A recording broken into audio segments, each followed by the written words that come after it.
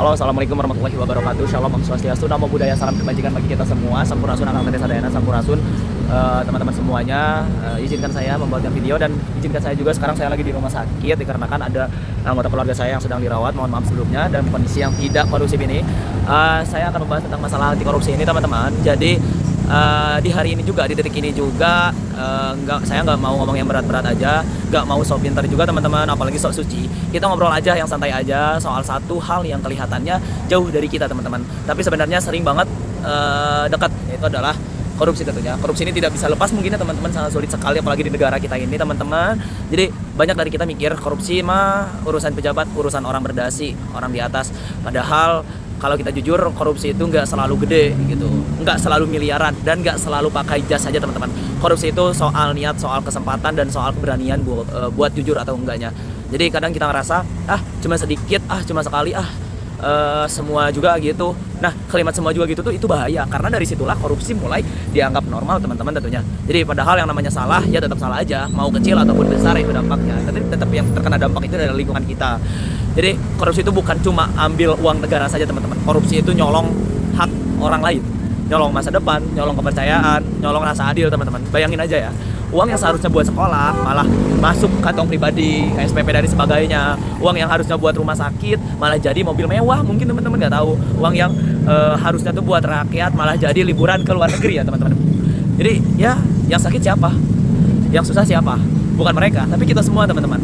Yang lebih parah lagi, korupsi itu bikin orang baik jadi capek jujur, capek lurus, capek ngelawan arus dan sebagainya teman-teman. Karena jujur sering dianggap bodoh, sementara curang malah kelihatan pinter teman-teman. Padahal sebenarnya kebalik. Jujur itu butuh mental yang sangat kuat, jujur itu butuh mental yang sangat besar, jujur itu butuh keberanian yang sangat tinggi teman-teman. Curang cuma butuh kesempatan. Jadi teman-teman sekalian, kita mungkin bukan siapa-siapa hari ini, belum punya jabatan, belum pegang anggaran, belum punya kuasa dan lain sebagainya. Tapi justru sekarang waktunya kita nentuin arah teman-teman. Karena orang yang korupsi di atas sana, dulunya juga anak muda, dulunya juga mahasiswa, dulunya juga pernah ngomong soal idealisme teman-teman tentunya.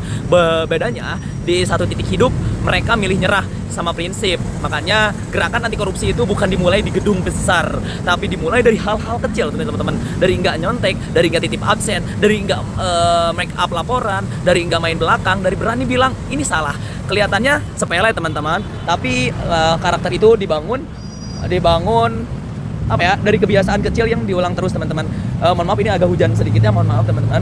Jadi kalau hari ini kita terbiasa curang kecil, besok pas pegang yang besar curangnya ikut membesar teman-teman. Anti korupsi itu bukan soal pernah bersih teman-teman, mohon maaf. Jadi teman-teman, anti korupsi itu bukan soal pamer bersih, tapi soal konsisten jujur meskipun nggak ada yang lihat teman-teman. Bukan soal teriak paling ganteng, tapi soal nggak ikut-ikutan meskipun sendirian. Sebelumnya mohon maaf ini aku lagi di luar teman-teman, untuk dosen pengampu juga.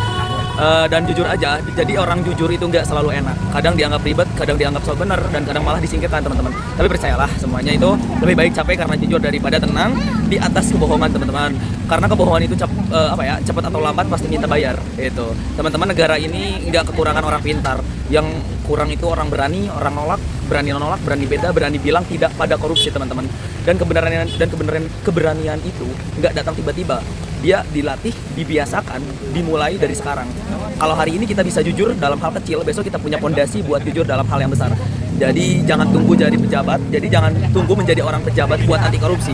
Jangan tunggu punya jabatan buat punya integritas. Karena integritas itu bukan atribut jabatan, tapi sikap hidup. Aku percaya perubahan itu nggak selalu datang dari orang hebat, tapi dari orang biasa yang nggak mau ikutan rusak. Dan semoga di antara kita yang ada di sini lahir orang-orang yang tetap lurus meskipun jalannya bengkok. Karena melawan korupsi, gini ya teman-teman, karena melawan korupsi itu bukan soal siapa yang paling keras, tapi soal siapa yang paling tahan godaan. Terima kasih untuk teman-teman dan untuk dosen yang mengampu. Cukup sekian dari saya, Yumandaka kelas C dengan NPM 2510099 dari Fakultas Hukum. Assalamualaikum warahmatullahi wabarakatuh.